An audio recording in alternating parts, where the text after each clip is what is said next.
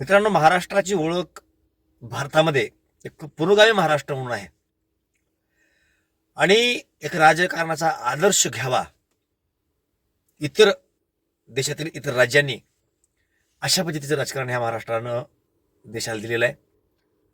परंतु आज जी राजकारणाची वाताहत होत आहे आणि त्यातून एक नवीन राजकारण जे समोर येत आहे ते पाहिलं तर स्वाभाविकपणे चिंता वाटेल अशी परिस्थिती निर्माण होते. असं का म्हणतो मी, तर महाराष्ट्राच्या राजकारणामध्ये जे लोक आज आहेत, आता सध्या महानगरपालिकेच्या माध्यमातून येणार आहेत, विधानसभा असेल, लोकसभा असेल, प्रत्येक इलेक्शनच्या माध्यमातून जे लोक आपण निवडून देतो आणि जे सत्तेमध्ये जातात, त्या सत्तेमधल्या लोकांचा महाराष्ट्राच्या सर्वच क्षेत्रातील लोकांवरती परिणाम होत असतो. शेती असेल शेतीमधले महत्त्वाचे निर्णय असतील हे सरकार घेतं. अगदी बारीक सारीक योजना असतील, घरकुल असेल, काही रेशन कार्ड संदर्भातल्या योजना, आता अनेक गोष्टी, ह्या सर्व राबवून घेण्याचं काम हे सरकारचं असतं. सरकारमध्ये जर संवेदन शून्य असे लोक बसले तर येणाऱ्या काळामध्ये महाराष्ट्राची वाताहत झाल्याशिवाय राहणार नाही. आणि तसं चित्र सध्या पाहायला मिळतं. आपण आता महानगरपालिकेच्या इलेक्शनच्या निमित्तानं बोलायचं म्हटलं तर आपण लक्ष देऊन जर पाहिलं तर आपल्याला लक्षामध्ये बसेल की गुंड प्रवृत्तीचे किंबहुना गुंडच असे कितीतरी उमेदवार वेगवेगळ्या पक्षामधून उमेदवार म्हणून त्यांना उमेदवारी देण्यात येईल. आता हे लोक उद्या निवडून येतील आणि मग असे लोक जर सत्तेमध्ये आले तर महाराष्ट्रातल्या जनतेला काय नाही मिळणार आहे. एक बदल्याचं राजकारण जे मागल्या काही दशकाच्या काळामध्ये आपण पाहतोय ते आता वरच्यावर वाढत चाललंय. याला रोखता येईल का नाही, तर ह्याला रोखता येतं आणि ह्याला एकमेव फक्त जनता रोखू शकते. जनता कशी रोखू शकते आपण हे पाहूच, पण तत्पूर्वी ह्याचे परिणाम तुम्ही लक्षामध्ये घ्या. आज राजकीय पक्ष काय करतायत, एखाद्या उमेदवाराला उमेदवारी देत असताना निकष फक्त एकच आहे, तो निवडून येतो का. जर तो निवडून येणार असेल तर त्याला उमेदवारी द्यायची. मग तो निवडून कसा येतो काही देणे घेणं नाही.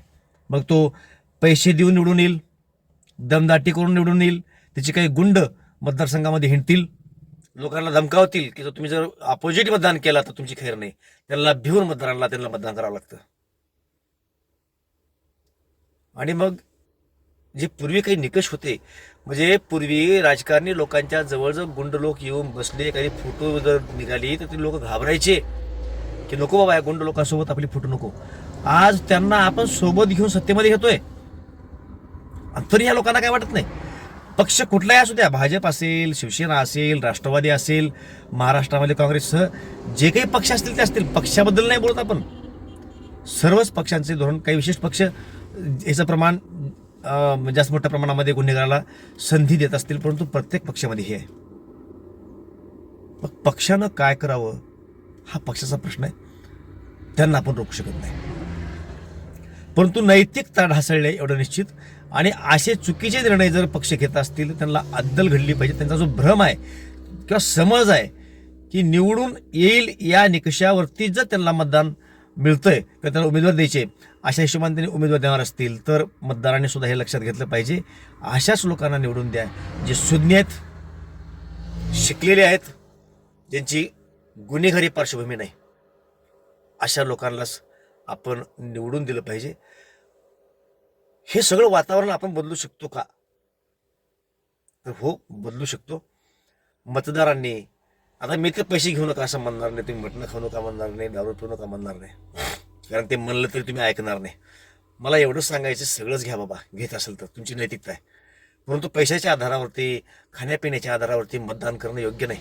मग तुम्हाला घ्यायचं असेल तर बिलकुल घेऊ शकतात. त्यांनी काही त्यांच्या शेतामधून सोयाबीनचे कट्टे काढून विकून ते तुम्हाला काही भरती करणार गेलेत. शेतामधला ऊस त्याच्या पट्ट्या फाडून ते काही इलेक्शनला खर्च करण्यात घेत, सगळा चोरीचा पैसा आहे. चोरीचा पैसा चोराकडून आपण घेतला तर काय फरक पडणार नाही असं म्हणेन मी.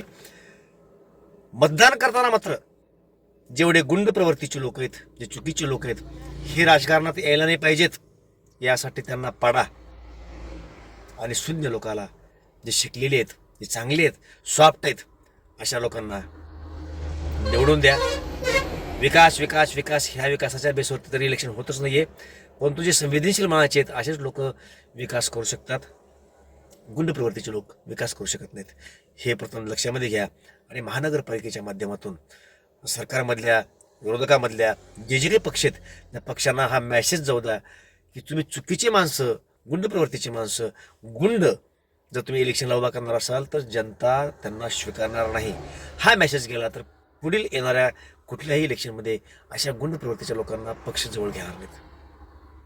आणि जर अजूनही आपण सावध नाही झालो तर येणाऱ्या काळामध्ये आपले लहान लहान लेकरं जे मोठे होणार आहेत त्या लेकरांना येणारा महाराष्ट्र अतिशय दुःखदायक असेल. तो आपण तयार करतोय हे निश्चितपणे आपण लक्षात ठेवू. जय महाराष्ट्र.